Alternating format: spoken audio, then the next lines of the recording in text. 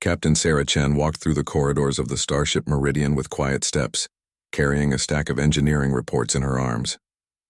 To everyone around her, she was just another technician in the engine room, someone who fixed broken systems and ran diagnostics on the ship's massive power cores. Her uniform was always slightly dirty with grease stains, and her hands showed the calluses of someone who worked with tools every day. The other crew members barely noticed her as she passed by. They were too busy with their own duties to pay attention to the small woman who kept the ship's engines running smoothly. Sarah preferred it this way. For 3 years, she had maintained her cover as Engineering Specialist Chen, and no one suspected that she possessed one of the most dangerous skill sets in the galaxy. In her small quarters that night, Sarah sat at her desk and opened a hidden compartment behind her wall panel. Inside lay her most precious possession, a flight certification card that bore her real rank and specialty. The holographic seal showed her true identity: Wing Commander Sarah Chen, elite fighter pilot, with a record that would make any military commander's jaw drop. She had graduated top of her class from the Galactic Defense Academy, completed over 200 combat missions, and earned enough medals to fill a display case. But those achievements belonged to a different life, one she had left behind after a mission went terribly wrong. Sarah's squadron had been ambushed during a routine patrol, and she had watched helplessly as her wingmates were shot down one by one. The official report blamed equipment failure, but Sarah knew the truth. They had been betrayed by someone within their own command structure. The enemy had known exactly where to find them and when they would be most vulnerable. After the inquiry cleared her of any wrongdoing, Sarah had requested a transfer to non-combat duties. The military brass, not wanting to waste her technical skills, had assigned her to engineering support roles on various ships. It was during this time that she discovered her talent for blending in and becoming invisible. People saw what they expected to see: a quiet technician who minded her own business. The Meridian was supposed to be her last assignment before retirement. It was a research vessel exploring the Outer Rim territories, far from any conflict zones. The crew consisted mainly of scientists, archaeologists, and support staff. There were no fighter squadrons aboard, no weapon systems beyond basic defensive arrays. It was exactly the kind of peaceful posting Sarah had been hoping for. Dr. Marcus Webb, the ship's chief archaeologist, often came down to the engine room to check on the environmental systems for his precious artifact storage areas. He was a kind man in his 50s who always thanked Sarah for her work and sometimes brought her coffee from the officers' mess. He had no idea that the woman who calibrated his climate control systems could pilot a fighter jet through an asteroid field, blindfolded. Lieutenant Jake Morrison from the Communications Department was another crew member who interacted with Sarah regularly. He was young and enthusiastic, fresh out of the academy, and he treated everyone with the same friendly respect regardless of their rank. When technical problems affected the communication arrays, he would work alongside Sarah to troubleshoot the issues, chatting about his hometown and his dreams of exploring distant worlds. Commander Elizabeth Hayes ran the Meridian with a firm but fair hand. She had served on exploration vessels for most of her career and believed strongly in maintaining a collegial atmosphere among her crew. During the monthly all-hands meetings, her eyes would pass over Sarah just like they passed over any other technician. She saw a competent engineer who did her job well and caused no problems. The ship's security chief, Lieutenant Commander Torres, had reviewed Sarah's service record when she first came aboard, but it showed only her engineering assignments and technical certifications. There was no mention of her fighter pilot training or combat experience. Those records were classified at levels that even senior officers couldn't access without specific authorization. Sarah had become so good at being invisible that sometimes she almost forgot who she really was. She would catch herself thinking like an engineer instead of a pilot, focusing on power distribution curves instead of flight patterns. But late at night, alone in her quarters, she would run flight simulations on her personal computer, keeping her skills sharp just in case. The irony wasn't lost on her that she was serving aboard a ship that carried some of the most advanced sensor equipment in the fleet. The Meridian's long-range scanners could detect approaching ships from several star systems away, and its communication arrays could coordinate with military forces across half the galaxy. If trouble ever found them out here in the peaceful Outer Rim, they would have plenty of warning and plenty of ways to call for help. What the ship didn't have was any significant defensive capability. The basic shield generators could protect against meteor impacts and cosmic radiation, but they wouldn't last long against military-grade weapons. The point defense systems were designed to destroy small debris, not incoming missiles, and there were no fighter craft aboard, not even a single reconnaissance drone. Sarah knew this because she had studied every technical specification of the ship during her off-duty hours. It was partly professional curiosity and partly old habits from her military days. She couldn't help but analyze any vessel she served on for its tactical strengths and weaknesses. The Meridian was a brilliant example of peaceful exploration technology, but it was also completely helpless if anyone ever decided to attack it. As she prepared for sleep that night, Sarah looked out her small porthole at the stars streaming past.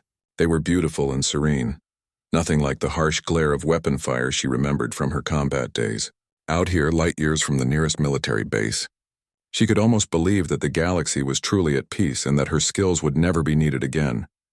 She sealed away her flight certification card and settled into her bunk, listening to the gentle hum of the engines she maintained so carefully. Tomorrow would bring another routine day of maintenance schedules and diagnostic reports. There would be no alarms, no emergency scrambles, no desperate radio calls for fighter support. It was exactly the quiet life she had chosen, and she was determined to make the most of it. The morning shift began like any other aboard the Meridian. Sarah arrived at the engineering section early, as was her habit, and began her daily inspection of the power distribution networks. The main reactor was running at optimal efficiency. The backup systems showed green across the board, and the environmental controls maintained perfect atmospheric conditions throughout the ship. Everything was exactly as it should be. Dr. Webb appeared at his usual time, carrying his tablet and wearing the slightly worried expression he always had when checking on his artifacts. His current project involved studying some unusual crystalline formations they had discovered on a dead world 3 weeks ago. The crystals seemed to respond to different energy frequencies in ways that conventional science couldn't explain, and he was determined to unlock their secrets. "Good morning, Sarah," he said warmly, reviewing the environmental readings on his tablet.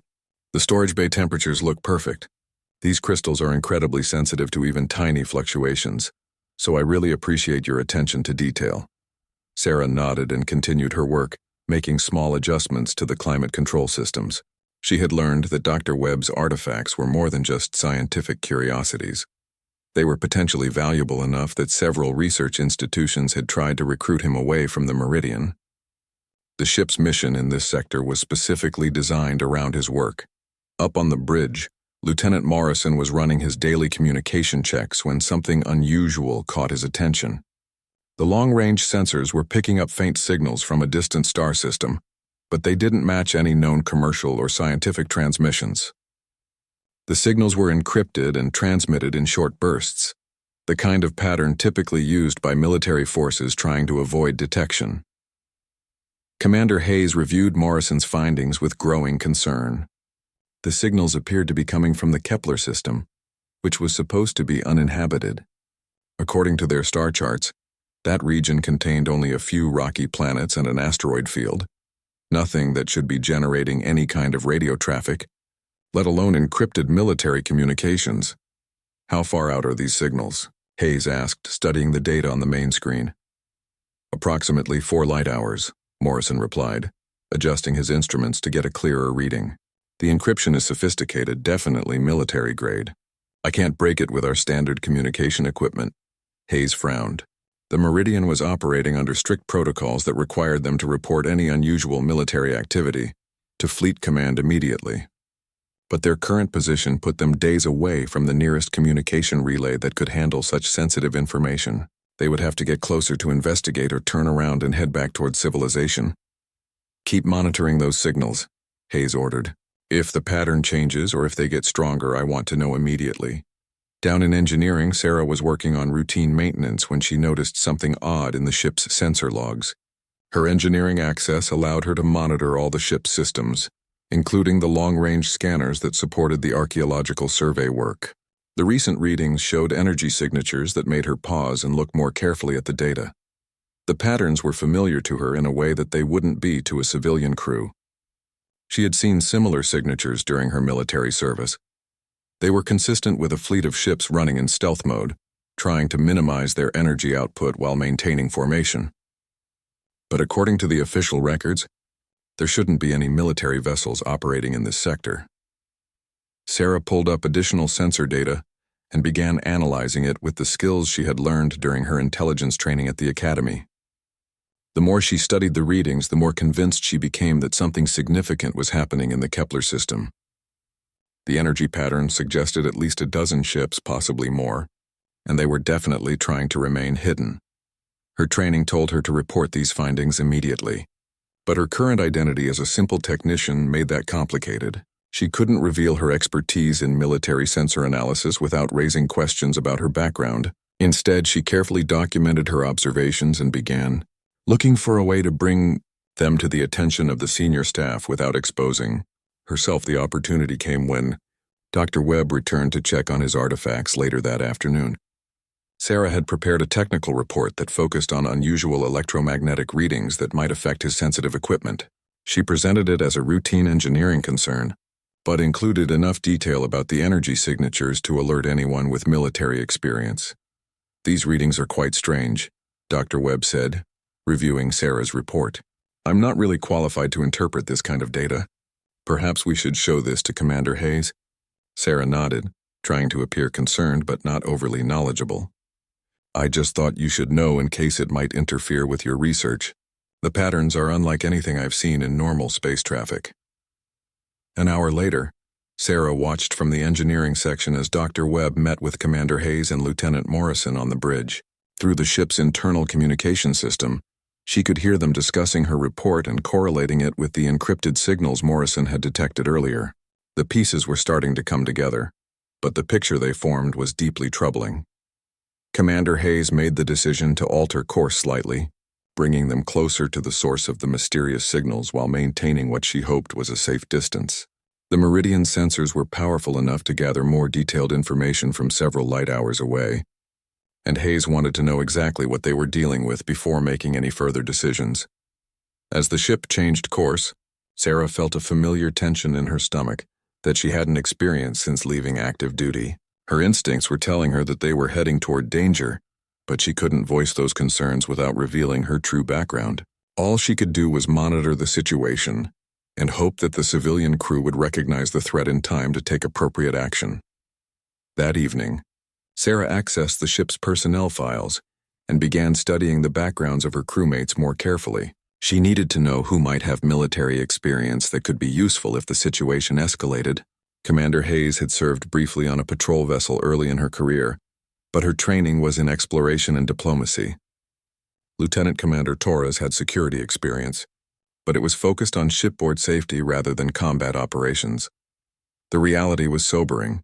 If the Meridian encountered hostile forces, they would be almost completely defenseless. Their only options would be to run or surrender, and Sarah wasn't sure either choice would be enough to save the crew. The encrypted signals and energy signatures she had detected suggested they were dealing with a well-organized military force, the kind that didn't usually take prisoners or leave witnesses. As she prepared for another sleepless night, Sarah made a decision that would change everything. She began planning for the possibility that her carefully maintained cover might have to be abandoned. If the crew's lives were at stake, she would reveal her true identity and skills to protect them. The consequences for her own future would have to be dealt with later. The next morning brought alarming news that confirmed Sarah's worst fears. Lieutenant Morrison had spent the night analyzing the encrypted signals with the ship's computer systems, and the results painted a terrifying picture. The transmissions were definitely military in origin, but they weren't from any known human faction. The encryption patterns and communication protocols matched those used by the Hegemony, a hostile alien alliance that had been expanding aggressively into human territory. Commander Hayes called an emergency meeting in the main conference room, gathering her senior staff to discuss their options. Sarah, despite being only an engineering technician, found herself included in the meeting because of her technical report about the unusual energy signatures. She sat quietly at the back of the room, trying to blend in while her mind raced through tactical possibilities. "The situation has become much more serious than we initially thought," Hayes began, displaying the latest sensor data on the main screen. "We're looking at what appears to be a Hegemony battle group operating deep within human space. Their presence here violates multiple peace treaties and represents a clear threat to civilian shipping in this sector. Dr. Webb raised his hand nervously. What exactly does this mean for our mission? Should we abandon the archaeological survey and return to base? Lieutenant Commander Torres leaned forward, his security training evident in his response. Commander, with respect, I don't think we have a choice. The Meridian isn't equipped for any kind of confrontation with military forces. Our best option is to transmit a warning to Fleet Command and get out of here as quickly as possible. Sarah listened to the discussion while studying the tactical display on the main screen. Her trained eye could see details that the others were missing. The hegemony ships were positioned in a search pattern, methodically scanning each star system in the region. They weren't just passing through. They were looking for something specific. And based on their current course, they would reach the Meridian's position within 18 hours. Morrison spoke up from his position at the communications console. I've been trying to establish contact with the nearest fleet outpost, but we're too far out for real-time communication. Any message we send will take at least 6 hours to reach them, and another 6 hours for a response. Even if they dispatch ships immediately, it would be days before help arrives. The weight of their situation settled over the room like a heavy blanket. They were alone in deep space, facing a superior enemy force with no hope of rescue. The Meridian's top speed would allow them to outrun some vessels, but not the advanced fighters that the hegemony was known to deploy. Once they were detected, escape would become impossible. Sarah found herself in an impossible position. Every instinct screamed at her to take charge of the situation, to use her knowledge and experience to develop a survival strategy. But revealing her true identity would mean explaining why she had been hiding her background for 3 years. And that would inevitably lead to questions about the failed mission that had driven her into exile. As the meeting continued, the gravity of their situation became increasingly clear. The Meridian carried nearly 200 civilians, including families and research teams who had never been trained for combat situations.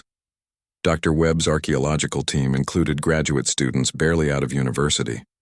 The engineering crew consisted of technicians like herself, who had joined exploration missions specifically to avoid military service. Commander Hayes made the difficult decision to alter course immediately, trying to put as much distance as possible between them and the hegemony forces. But Sarah could see from the navigation display that it wouldn't be enough. The enemy ships were faster and had superior sensor technology. Detection was inevitable, and when it came, the Meridian would be trapped. Hours passed in tense silence as the ship ran at maximum speed toward the edge of the star system. The crew went about their duties with forced normalcy, but everyone could feel the underlying current of fear. Parents held their children closer, researchers backed up their data files, and engineers like Sarah double-checked every system to ensure peak performance. The moment of truth came during the evening shift. Morrison's voice echoed through the ship's communication system with barely controlled panic. Commander Hayes to the bridge immediately. We have multiple contacts approaching at high speed. Sarah abandoned her post in engineering and made her way to an observation deck where she could see the main display screens. The tactical situation was even worse than she had feared. 6 hegemony fighters had broken away from the main battle group and were closing on the Meridian at attack speed. Their advanced propulsion systems would bring them within weapons range in less than 30 minutes.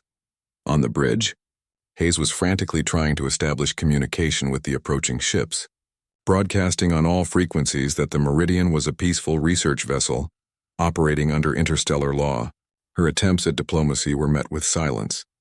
The hegemony fighters maintained their aggressive approach, weapon systems powered and targeting sensors locked onto the human ship. Sarah watched the tactical display with growing desperation. The fighters were maintaining a classic attack formation that she recognized from her military training. They weren't planning to board or capture the Meridian. They intended to destroy it completely. In 15 minutes, the ship and everyone aboard would be reduced to floating debris. The realization hit her like a physical blow. There was no more time for maintaining her cover or protecting her secret identity. The lives of 200 innocent people hung in the balance, and she was the only person aboard with the skills to save them. Her hands trembled as she made the decision that would change everything. Sarah turned away from the observation deck and ran toward her quarters, her mind already formulating a desperate plan. Hidden in her personal storage locker was emergency equipment that she had kept from her military days. A pilot's flight suit, emergency beacon, and most importantly, command authorization codes that would still be valid for another 6 months. As she changed into her flight gear, Sarah could hear the tension in Commander Hayes' voice over the communication system. The hegemony fighters were now close enough for visual contact, their sleek forms visible against the starfield. They were beautiful machines designed for one purpose: killing efficiently and without mercy. The irony of the situation wasn't lost on Sarah. She had spent 3 years hiding from her past, trying to become someone ordinary and unremarkable. Now, to save the lives of the people who had accepted her as a simple technician, she would have to become exactly what she had been running from. Wing Commander Sarah Chen was about to return from the dead, and the galaxy would never forget what happened next. With her flight suit sealed and her command codes activated, Sarah made her way toward the ship's emergency systems. The Meridian might not have been designed for combat, but it did have something that could be adapted for her purposes. All she needed was 20 minutes and a miracle. Sarah moved through the ship's corridors with purpose, her flight suit drawing confused stares from crew members who had never seen her wearing anything but engineering coveralls. She ignored their questioning looks and headed directly for the maintenance bay that housed the Meridian's emergency systems. Her mind was already calculating trajectories, weapon ranges, and the countless variables that would determine whether her desperate plan could succeed. The maintenance bay contained equipment that most of the crew never thought about: emergency, escape pods, repair drones, and most importantly, for Sarah's purposes, a single maintenance craft designed for external hull repairs. The small vessel wasn't built for combat, but it had maneuvering thrusters, basic shields, and a cutting laser that could be modified for defensive purposes. As Sarah began her modifications, her fingers moved with the unconscious precision of someone who had performed similar tasks hundreds of times before. She rerouted power systems, adjusted thruster configurations, and began the delicate process of converting the maintenance craft's cutting laser into something that might be able to damage enemy fighters. It was dangerous work that could easily result in an explosion, but she had no choice. Meanwhile, on the bridge, Commander Hayes was watching the tactical display with growing horror as the hegemony fighters closed the distance. Their formation was perfect, their approach calculated to maximize damage while minimizing their own exposure to return fire. Hayes had served on military vessels early in her career, and she recognized the signs of a professional military force preparing for an execution.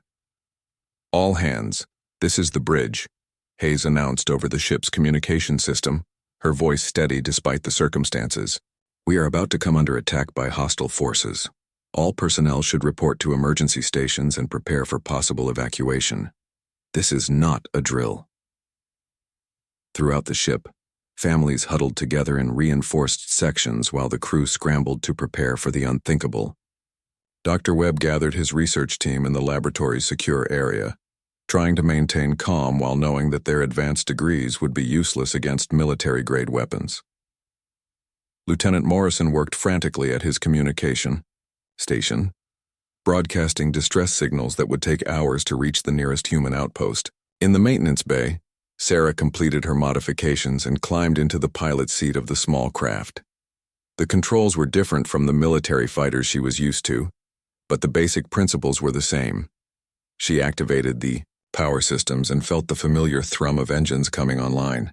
For the first time in 3 years, she was back where she belonged. The maintenance craft's launch bay opened directly onto space, but Sarah waited until the last possible moment to reveal her presence. The hegemony fighters were now close enough that she could see their weapon systems charging for the initial attack. According to her calculations, they would open fire in approximately 90 seconds. That gave her just enough time to launch and position herself between the attackers and the Meridian. Sarah activated her command authorization codes and opened a communication channel to the bridge. When Commander Hayes' face appeared on her screen, the shock and confusion were immediately apparent. "Engineering Specialist Chen, what are you doing? Return to your emergency station immediately." "Commander, I need you to listen very carefully," Sarah replied, her voice carrying an authority that Hayes had never heard before. "My name is Wing Commander Sarah Chen, and I'm about to engage those fighters. When I give the signal, I need you to divert all available power to the rear shields and prepare for emergency acceleration." Hayes stared at the screen in disbelief. The quiet technician who had serviced their engines for 3 years was claiming to be a military officer. sitting in a maintenance craft and preparing to take on 6 enemy fighters single-handedly. It should have been impossible, but something in Sarah's voice and demeanor suggested this was no time for questions. Wing Commander Chen, this is insane. That maintenance craft isn't designed for combat. You'll be killed in the first exchange of fire.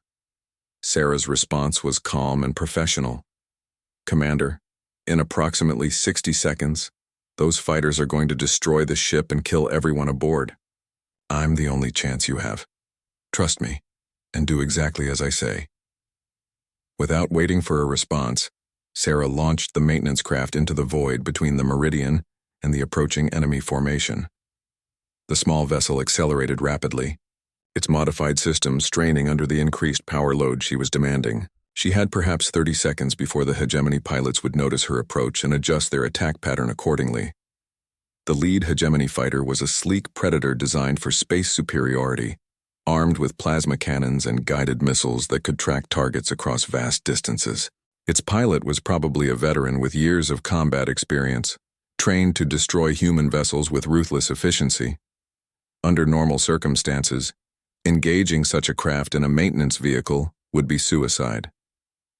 But Sarah had advantages that the enemy couldn't know about.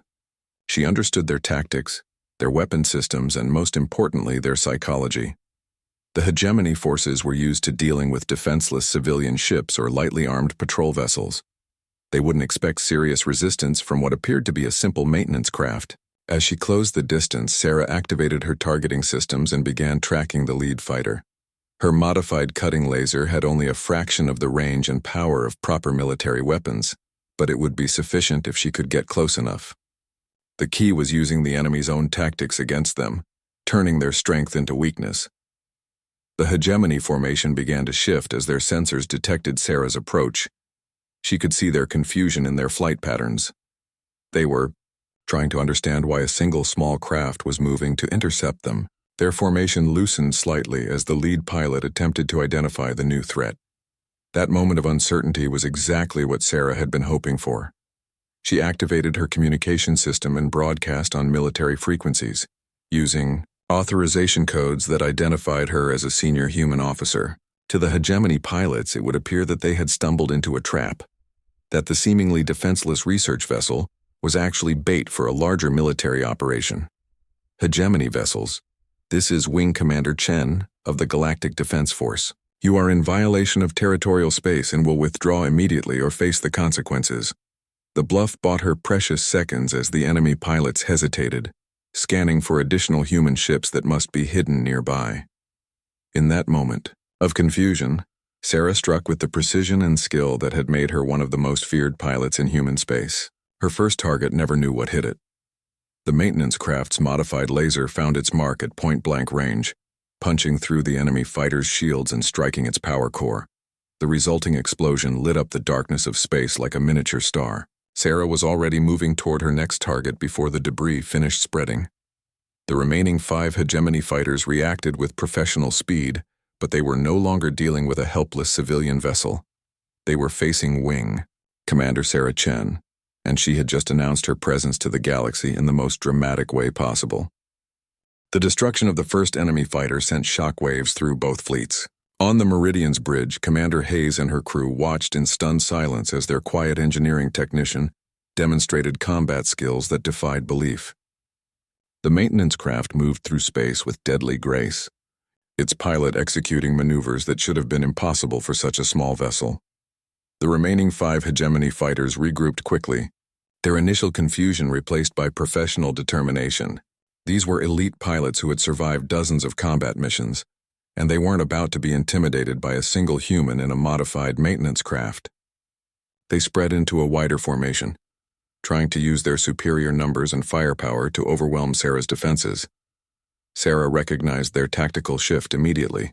The enemy was trying to force her into a defensive position where they could use their longer-range weapons to pick her apart safely. Instead, she did exactly the opposite of what they expected. She accelerated directly toward the center of their formation, using the maintenance craft's small size and enhanced maneuverability to thread the needle between their defensive fire. The second fighter fell to a perfectly timed attack that exploited a blind spot in its sensor coverage. Sarah's cutting laser sliced through its wing section, destabilizing the craft and sending it spinning out of control into the path of its wingmate. The collision eliminated both fighters in a spectacular explosion that illuminated the entire battle zone. 3 down, 3 to go. But the remaining hegemony pilots were no longer making mistakes. They had identified Sarah as a serious threat and were adapting their tactics accordingly. The lead pilot, a veteran commander named Crix, began coordinating a complex attack pattern designed to trap the human pilot in a crossfire that no amount of skill could escape. Sarah saw the trap developing and knew she had only seconds to act before the enemy could spring it. Her maintenance craft was already showing signs of stress from the modifications she had made. The power systems were running beyond their design limits, and the hull was developing microfractures from the intense maneuvering forces. She might have enough power for one more aggressive attack before the craft failed completely. On the Meridian, Dr. Webb stood beside Commander Hayes, watching the battle unfold with a mixture of awe and terror. The woman he had known as a quiet technician was engaged in a life-or-death struggle that would determine the fate of everyone aboard their ship. Her movements were like nothing he had ever seen, a deadly ballet performed at impossible speeds against overwhelming odds. "How is she doing this?" Webb whispered, unable to look away from the tactical display. "She's fighting 6 professional military pilots in a maintenance vehicle and winning." Hayes didn't respond immediately. She was beginning to understand that everything she thought she knew about Sarah Chen had been a carefully constructed facade. The woman currently engaged in combat was revealing skills and experience that suggested a military background far more extensive than her personnel file indicated. Sarah rolled her craft through a complex spiral maneuver that brought her inside the defensive perimeter of the 4th fighter. Her cutting laser found its target with surgical precision, disabling the enemy's weapon systems and leaving it helpless. Rather than destroy the craft immediately, she used it as a shield while positioning herself for an attack on the 5th fighter. The hegemony pilot tried desperately to avoid damaging his comrade's ship, but Sarah gave him no choice. She forced him into an impossible position where any attack would result in friendly fire. In the confusion that followed, her laser found another critical target, and the 5th fighter joined its companions in expanding clouds of debris. Commander Crix, the final remaining pilot, found himself alone against an opponent who had just eliminated 5 of his squadron mates in less than 15 minutes. His pride as a hegemony elite prevented him from retreating, but his tactical training told him that continued engagement would likely result in his death. He had never encountered a human pilot with such extraordinary skill. Sarah's maintenance craft was failing rapidly. Warning lights flashed across her control panel as various systems approached critical failure points. The modified cutting laser was operating far beyond its design parameters, and the power core was showing dangerous fluctuations that could result in a catastrophic explosion at any moment. But she could see the uncertainty in the final enemy fighter's movements. The pilot was skilled and dangerous, but he was also isolated and demoralized by the destruction of his entire squadron. This was her chance to end the battle before her craft failed completely. Sarah activated every remaining power system simultaneously, pouring energy into her engines and weapons in a final desperate gambit. The maintenance craft responded with a burst of acceleration that its designers never intended, racing toward the final hegemony fighter at suicide speed. Commander Crix saw the human craft approaching and prepared to meet her attack head-on. Both pilots opened fire at the same instant, their weapons creating brilliant streams of energy that crossed in the space between them. For a moment, the outcome hung in balance as superior firepower battled against superior skill and determination. Sarah's cutting laser, pushed beyond all reasonable limits, punched through the enemy fighter's shields and struck its central power distribution node. The hegemony craft disappeared in a flash of white light that briefly outshone the nearest star. But the victory came at a cost. Sarah's maintenance craft was also critically damaged by the exchange of fire. Emergency systems screamed warnings as her small vessel began to break apart around her. The cutting laser had finally burned out completely, and the power core was approaching meltdown. Sarah had perhaps 30 seconds to reach the Meridian before her craft either exploded or lost life support entirely. She pushed the failing engines to their absolute limit, racing toward the research vessel that had become her home for the past 3 years. Behind her, The debris of 6 enemy fighters drifted silently through space, testament to 20 minutes of combat that would be remembered throughout human space for generations to come. On the Meridian's bridge, Commander Hayes watched the approaching maintenance craft with a mixture of relief and amazement. The quiet engineering technician who had served coffee and fixed broken systems had just single-handedly defeated an entire enemy squadron. But as Sarah's craft drew closer, it became clear that her victory had come at a terrible price. The maintenance vehicle was barely holding together, its hull breached in multiple places and its engines sputtering with irregular power. Sarah had perhaps minutes before complete system failure would claim her life. The woman who had saved them all was about to become a casualty of her own heroic actions. Sarah's damaged maintenance craft limped toward the Meridian with failing systems and a hull that was coming apart at the seams. Every second brought her closer to complete structural failure, but she managed to guide the dying vessel into the ship's emergency docking bay just as its engines finally gave out. The craft settled onto the deck with a grinding crash that sent sparks flying across the bay. Emergency teams rushed to extract Sarah from the wreckage, led by Dr. Webb, who had abandoned his research post to help with rescue operations. When they finally cut through the twisted metal and pulled her from the pilot's seat, she was unconscious but alive. Her flight suit had protected her from the worst of the impact, but she had sustained injuries that would require immediate medical attention. As Sarah was rushed to the medical bay, news of her incredible feat spread throughout the ship. The crew members who had known her as a quiet technician struggled to reconcile that image with the warrior pilot who had just saved their lives. Video recordings of the battle, captured by the ship's external cameras, showed maneuvers and tactics that military academies would study for years to come. Commander Hayes stood in the medical bay, watching as the ship's doctor worked to stabilize Sarah's condition. The woman lying on the treatment table had somehow managed to defeat 6 enemy fighters in a craft that wasn't designed for combat. It was a victory that defied every rule of military engagement and tactical doctrine. "Doctor, how is she?" Hayes asked quietly, careful not to interfere with the medical team's work. "She'll recover," the doctor replied, monitoring Sarah's vital signs on his instruments. "She has a concussion, some broken ribs and various cuts and bruises, but nothing life-threatening. She's incredibly lucky to have survived that crash." Hayes nodded, but her mind was focused on larger questions. Sarah's personnel file would have to be completely reviewed, and her true military background would need to be investigated thoroughly. More immediately, they needed to understand the implications of the hegemony attack and what it meant for the ongoing mission. Lieutenant Morrison appeared in the medical bay doorway, carrying a communication pad with urgent information. "Commander, I've been analyzing the wreckage of those enemy fighters. Their identification codes and weapon signatures match intelligence.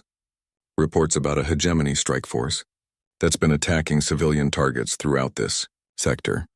Hayes took the pad and reviewed Morrison's findings. The data painted a disturbing picture of coordinated attacks on research vessels, mining operations, and exploration ships.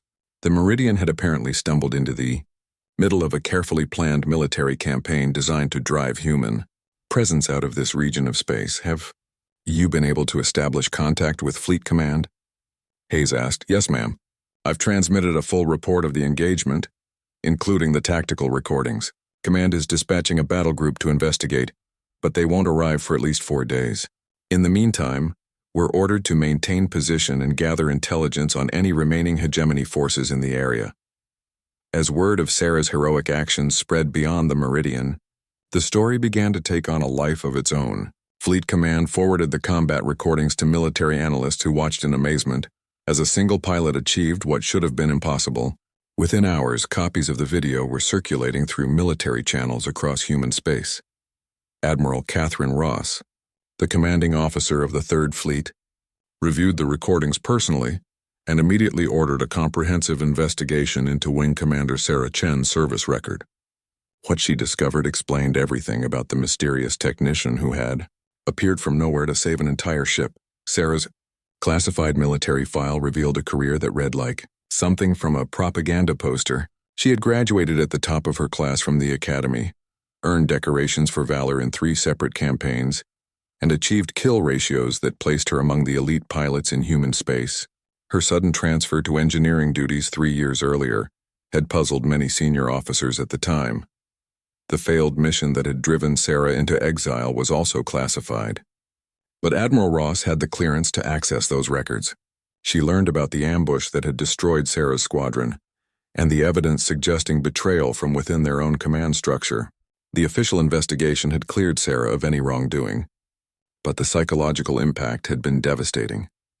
When Sarah finally regained consciousness in the medical bay, she found Commander Hayes sitting beside her bed with a concerned expression. The immediate danger had passed, but Sarah knew that her carefully constructed new life had been shattered forever. There would be no going back to the anonymity she had cherished for 3 years.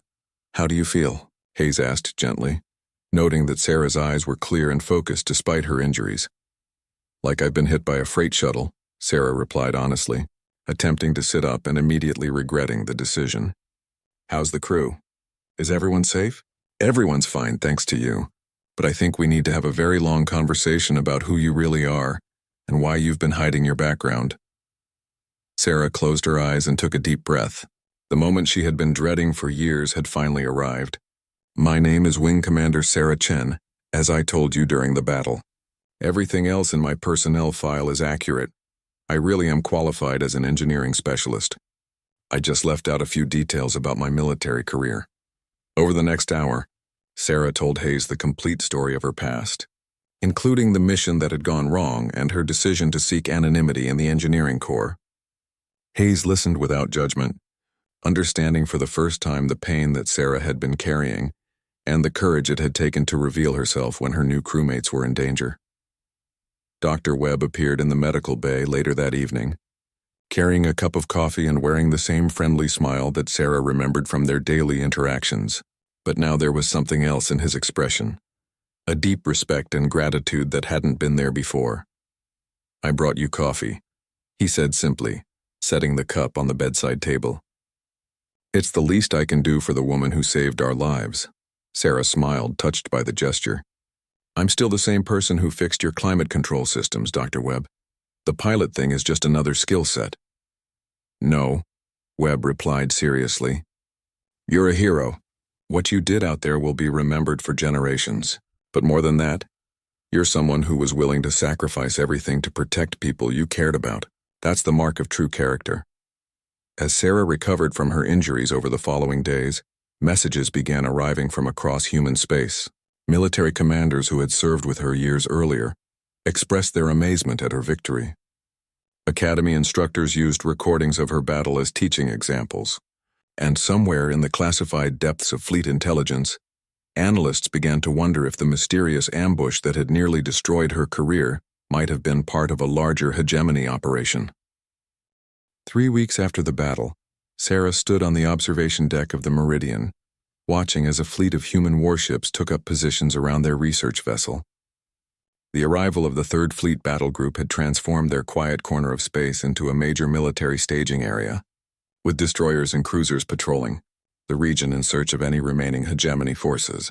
Admiral Ross had come aboard personally to debrief Sarah and investigate the circumstances that had led to the engagement. The meeting had been formal but respectful, with the Admiral expressing both gratitude for Sarah's actions and regret for the circumstances that had driven her into hiding. More importantly, Ross had brought news that would change everything about Sarah's future. The intelligence analysis of the hegemony fighters had revealed critical information about their technology and tactics. More significantly, interrogation of captured enemy personnel from other battles had confirmed that the ambush 3 years earlier had indeed been part of a coordinated hegemony intelligence operation.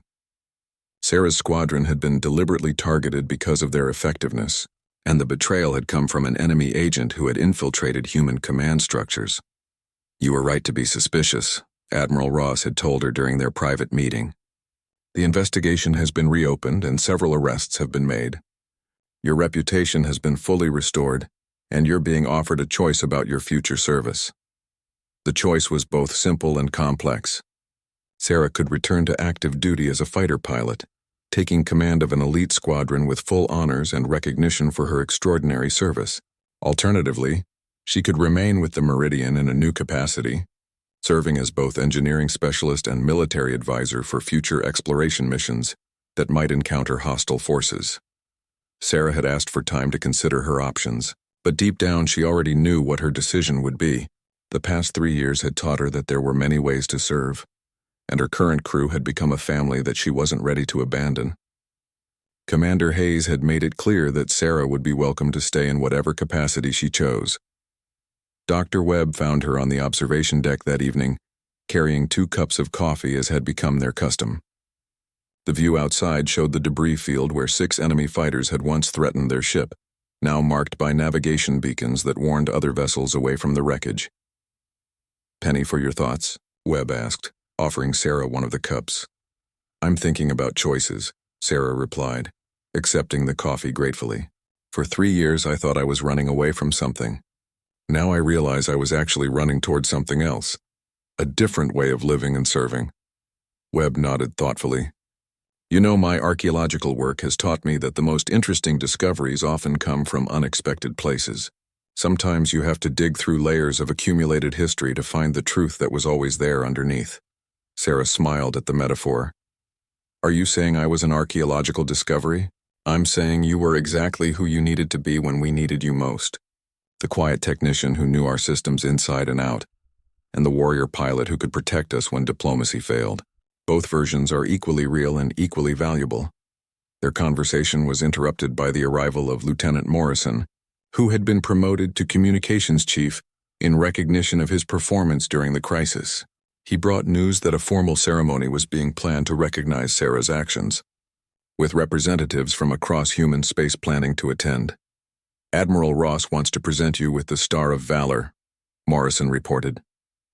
"It's the highest decoration for heroism in combat. The ceremony will be broadcast throughout the fleet, and there's already talk of naming a new class of fighters after you." Sarah felt overwhelmed by the attention her actions had generated.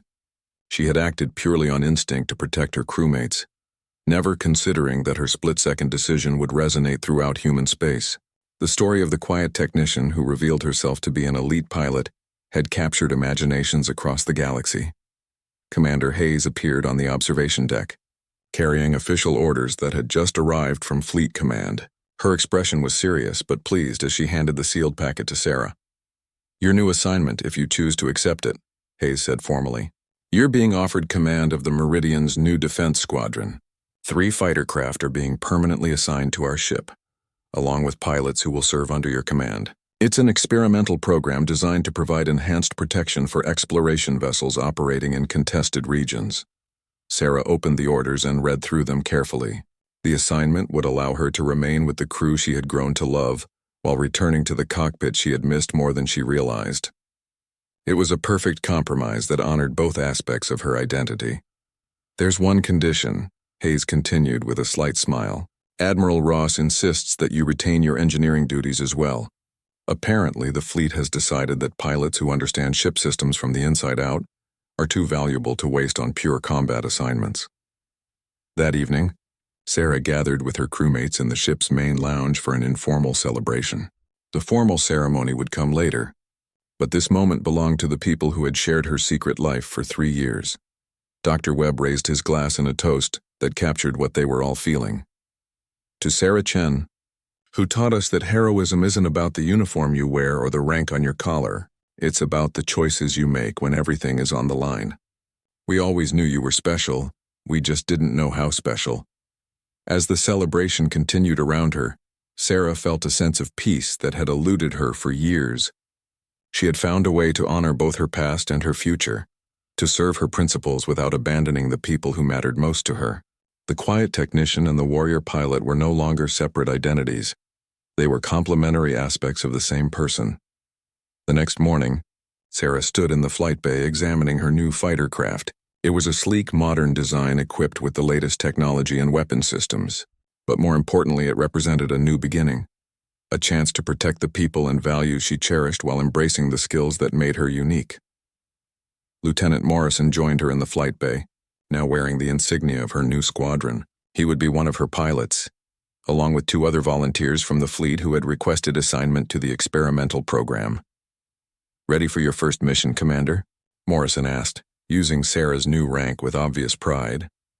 Sarah climbed into the cockpit of her fighter and activated the systems with practiced ease.